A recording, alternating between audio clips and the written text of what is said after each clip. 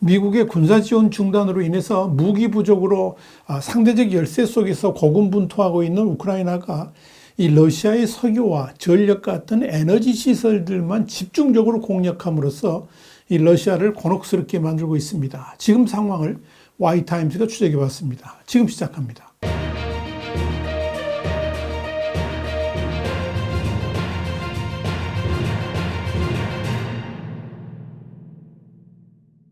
CNN은 현지 시간으로 20일 우크라이나군이 이날 아침 장거리 공격 드론으로 러시아 8개 지역의 연료 저장소와 전력 변전소를 표적으로 공격을 가했다 그러면서 이런 공격은 러시아가 영하의 기온을 전쟁 무기로 삼아서 우크라이나의 에너지 인프라를 무력화하고 시민들을 어둠 속으로 몰아넣으려는 전략에 우크라이나가 정면으로 대응하는 것이다. 이렇게 보도를 했습니다.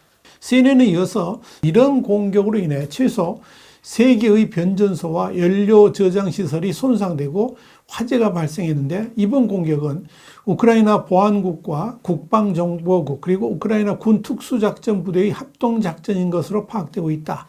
이렇게 전했습니다. CNN은 또 현지 소식통들을 인용해서 우크라이나의 이번 공격은 러시아 군사 산업시설에 전력을 공급하는 에너지 인프라가 표적이었다 그러면서 일부 지역에서는 공격 이후에 전력과 물 공급에 문제가 발생했다. 이렇게 밝혔습니다. 소셜미디어에 공유된 영상을 보면 러시아 스몰렌스크 지역의 연료 저장소에 대한 드론 공격의 여파로 새벽에 화재가 발생한 모습을 보여주고 있습니다. 이 스몰렌스크는 벨라루스와 국경을 맞대고 있고 우크라이나 북부하고도 가깝습니다.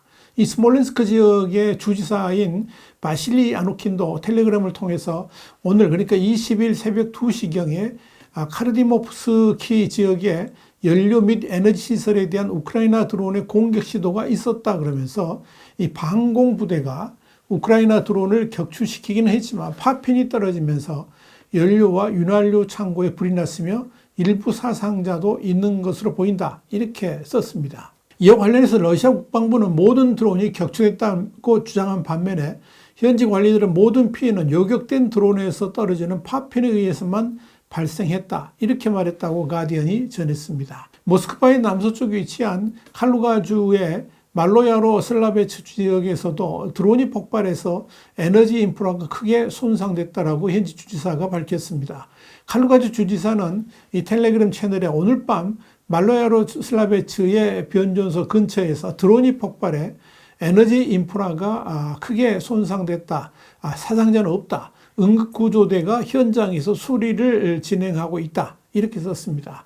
우크라이나군은 지난 1월에도 이 러시아 레닌그라드, 브란스크 그리고 크림반도 등지의 석유터미널 등을 잇따라 폭격한 바 있었습니다. 그런데 4월 들어서도 러시아 정유 등 이 에너지 시설들에 대해서 집중 타격을 가하고 있는 것입니다.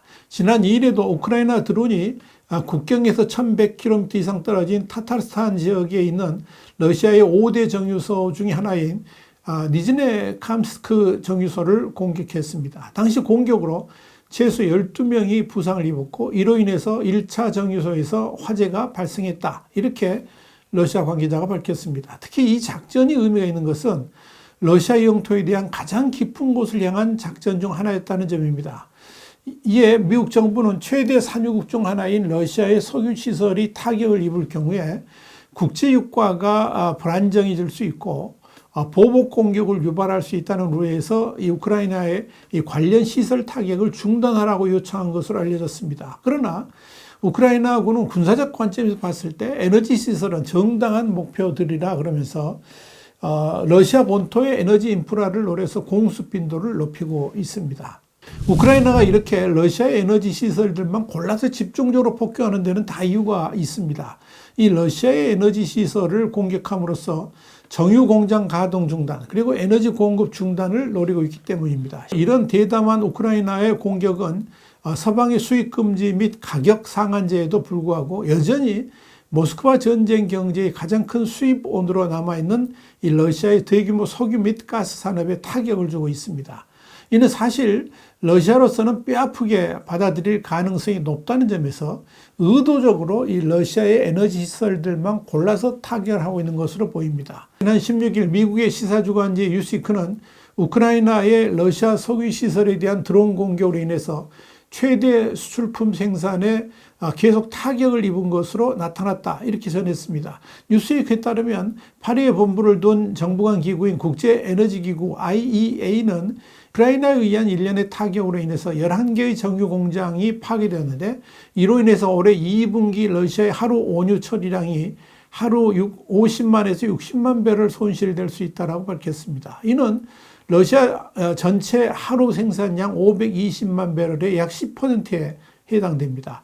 다우존스의 업계 보고서도 우크라이나에 의한 일련의 공격으로 인해서 하루 최대 80만 배럴의 처리 능력이 손상되거나 폐쇄되었다. 이렇게 밝혔습니다. 흥미로운 것은 우크라이나가 이렇게 러시아 깊숙한 곳의 에너지 시설들에 대해서 집중적으로 타격을 할 수 있었던 것은 인공지능, 그러니까 AI 기술이 공격용 드론에 적용되었기 때문입니다. 다시 말씀드려서 이 AI가 가미된 공격용 드론은 목표물 탐색은 물론이고 기동 회피까지 가능해졌다는 점에서 종전과는 차원이 다른 드론이다. 이렇게 정리할 수 있을 겁니다. CNN이 이와 관련해서 공격용 드론을 제밍할 때 AI를 통해 정확도를 높였는데, AI는 유성 및 지형 데이터가 포함된 터미널 컴퓨터에 영향을 미치며 이로 인해서 몇 미터 정도의 정확도로 예정된 목표물을 오차없이 타격할 수 있다고 밝혔습니다.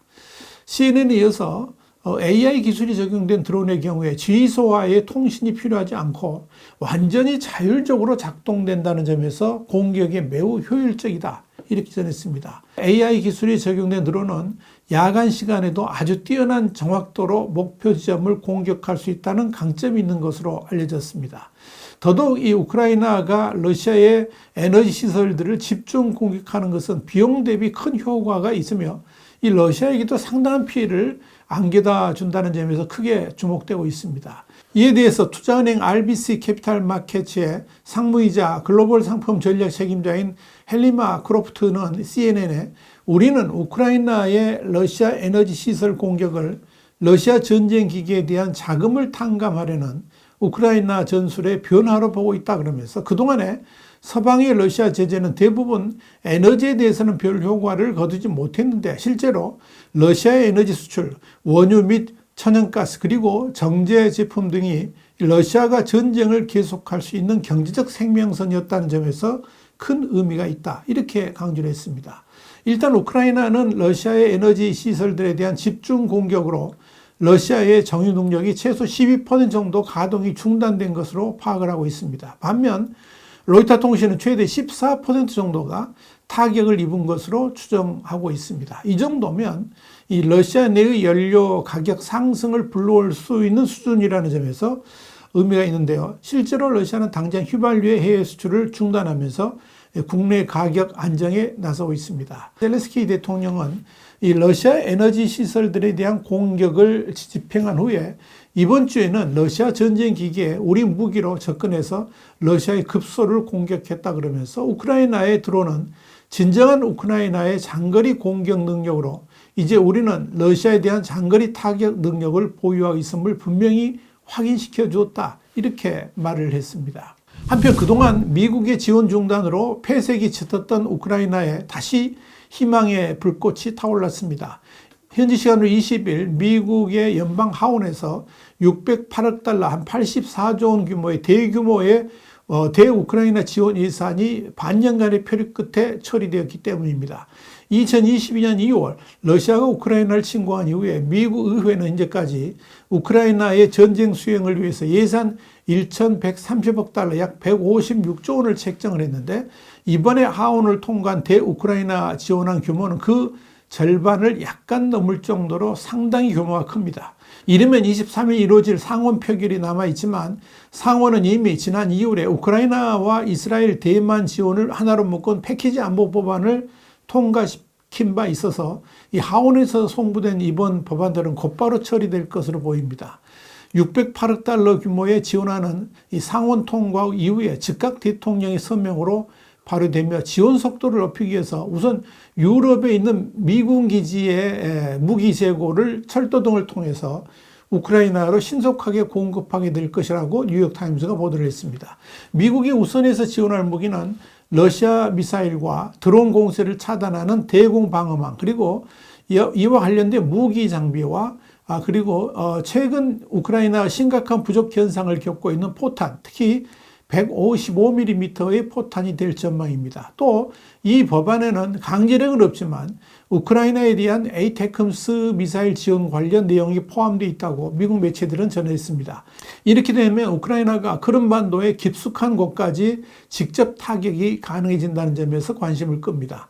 한편 젤렌스키 대통령은 안보 예산안 통과 직후에 성명을 통해서 오랫동안 기다려온 매우 중요한 미국의 원조 패키지에 대한 결정이 내려졌다 그러면서 러시아의 악이 승리해서는 안 된다고 믿는 모든 미국인에게 감사다, 이렇게 밝혔습니다. 젤렌스키 대통령은 이어서 우리는 미국의 지원을 이용해서 두 나라를 강하게 만들고 푸틴이 패배해야만 하는 이 전쟁을 종식시킬 것이다, 이렇게 말했습니다. 화이트함 정세분석이었습니다. 감사합니다.